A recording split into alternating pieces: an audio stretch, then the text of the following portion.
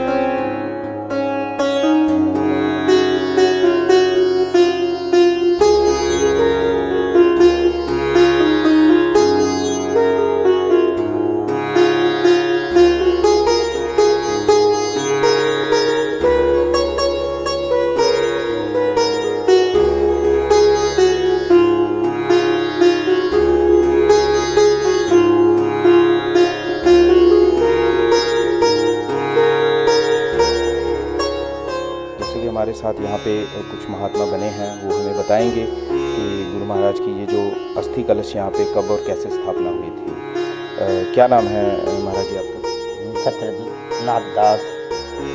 आपका क्या नाम है? अखिलेश ब्रह्मचारी। तो जैसे स्वामी जी, आप थोड़ा सा हमारे दर्शकों को बताएं कि ये अस्थि कलश यहाँ पे कब कैसे स्थापना हुई थी।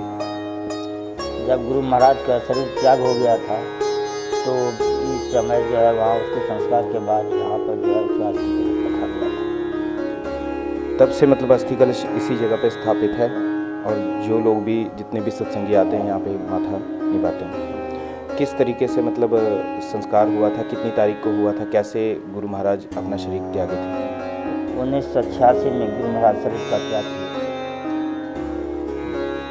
काफ़ी मतलब श्रद्धालु लोग उमड़ी होगी भीड़ यहाँ पे। बहुत काफ़ी भीड़ हुई। गुरु महाराज तो परमात्मा के रूप ही थे, उसके लिए तो क्या कहा जाए, कहने की बात नहीं। भीड़ का जो है इतना कि लोग चल भी नहीं, लोग जा भी नहीं सकते, बहुतों भीड़ चला। क्या सेवा करते हैं यहाँ पे आप थोड़ा सा? मैं यहाँ के झाड़ू पोछा जो है गुरु महाराज के साफ सुथरा जितना है सब काम मैं करता हूँ। तो गुरु महाराज के जो निवास की जितनी भी जगह है, उनकी जो सेवा है साफ़ सफाई की, वो ये महात्मा जी करते हैं। हमारे साथ एक और महात्मा बने, उनसे भी हम पूछेंगे। आपकी क्या सेवा है यहाँ? मैं गार्डन में जलपान कराता हूँ सबको। आप गार्डन में जलपान कराते हैं, उसके अलावा मतलब सत्संग ध्यान भजन बराबर? हाँ, सत्संग ध्यान भजन करता हूँ 3 टाइम, उसके बाद 5 टाइम ध्यानाभ्यास। तो ये थे हमारे साथ कुछ महात्मा जो कुप्पागढ़ भागलपुर आश्रम में हमारे साथ बने थे हमारे चैनल के साथ। तो इसी तरीके से और भी जगहों के हम आपको दर्शन कराएंगे।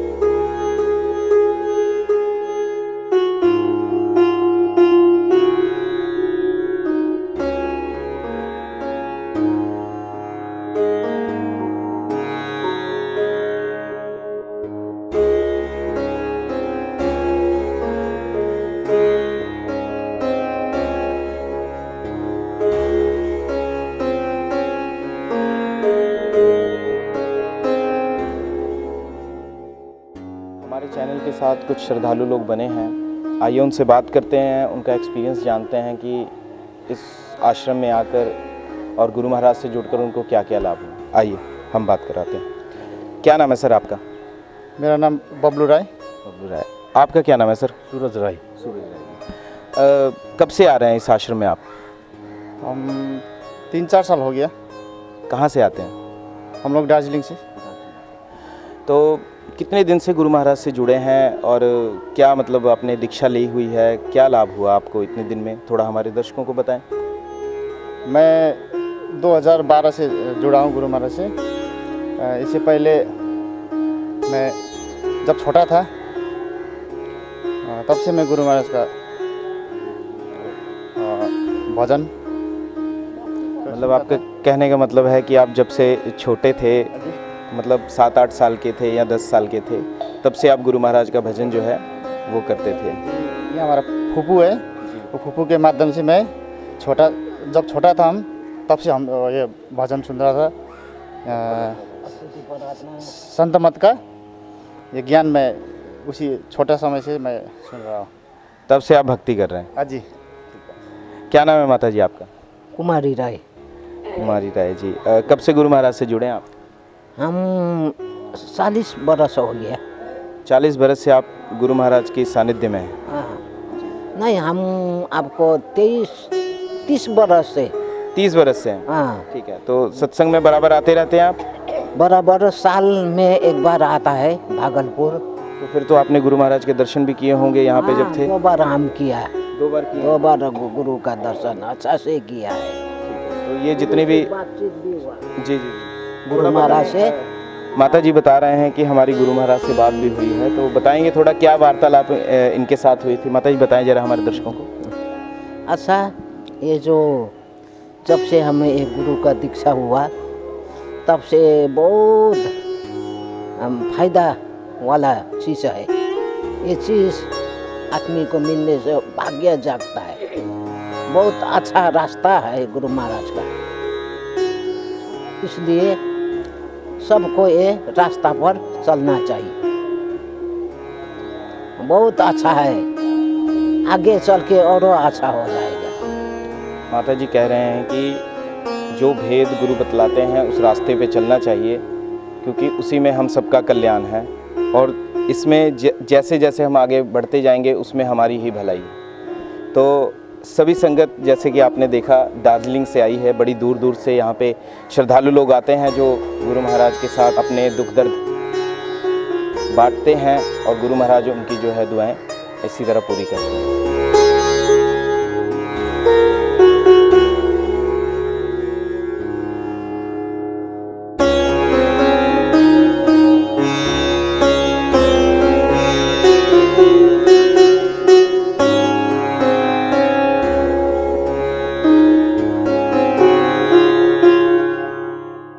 आश्रम में महर्षि में ही गौशाला भी है जो कि गुरु महाराज के काल से चलता आ रहा है गौ सेवा के रूप में। तो यहाँ पे जो गौशाला की देख रेख करते हैं हमारे साथ बने हैं, आइए उनसे भी हम बात करते हैं। क्या नाम है आपका? अमृत यादव। यादव जी, ये जो आप सेवा कर रहे हैं कब से कर रहे हैं? साल लगभग 7 साल से कर रहे हैं। 7 साल। तो कैसा महसूस होता है इनकी सेवा करके, गौ की सेवा करके आश्रम की सेवा करके? गौ सेवा और माँ सेवा बराबर है। माँ का सेवा करो और गौ का सेवा करो, बराबर ही है। चलिए ठीक है, बहुत अच्छी बात है। तो कितना दूध मतलब डेली का यहाँ से आता होगा? लमसम 1.25 कुंटल होता है। 1.25 कुंटल होता है।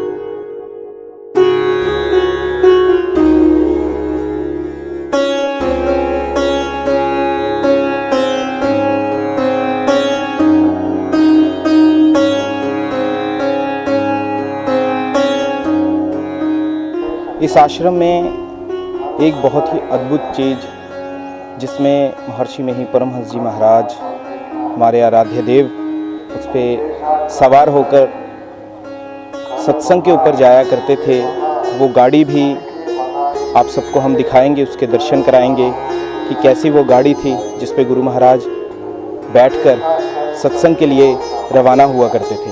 तो आइए उस कार के हम आपको दर्शन कराएंगे।